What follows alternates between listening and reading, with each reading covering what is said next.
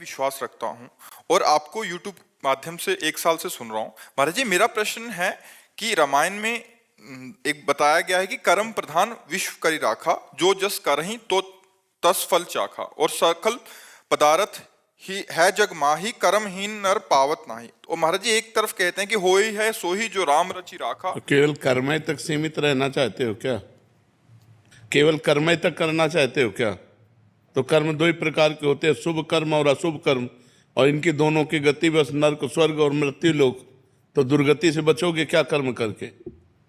सत्कर्म करना है, भगवत कर्म करना है, भगवान के अधीन होकर के कर्म करना है, श्री कृष्ण अनुकूलेन कर्म करना है, प्रतिकूल से विसर्जनम करना है, भजन करना है, परोपकार करना है, माता पिता की सेवा करनी है, पुत्र परिवार आदि का पालन करना है, और ये सब कर्म भगवान को अर्पित करके भगवत प्राप्ति करनी है।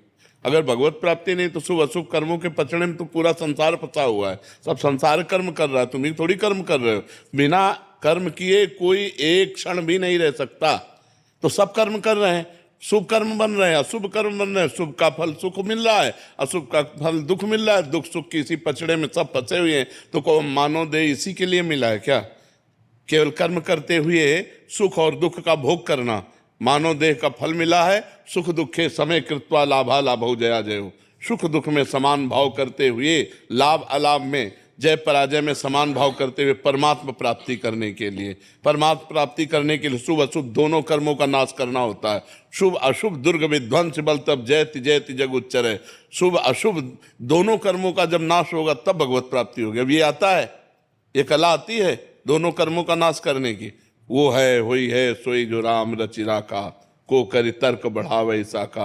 वही होता है जो भगवान ने रच रखा है। तो अब भगवान ने हमें मानव देह रच रखा है, भगवान के हम अंश हैं। अब हम भगवान का भजन करके शुभ अशुभ का नाश करके भगवत प्राप्ति करेंगे। कर्मों के क्या, कर्म तो सब जीव कर रहे हैं। कौन सा ऐसा जो कर्म विहीन हो? कुछ पाप कर्म हो रहे हैं, कुछ पुण्य कर्म हो रहे हैं, लेकिन कर्मों के ऊपर जो उठे तब तो बात बने। मनुष्य जीवन केवल कर्मों में ही फंसे रहने के लिए थोड़ी है। कर्म समर्पण करके कर्म योग करने के लिए है।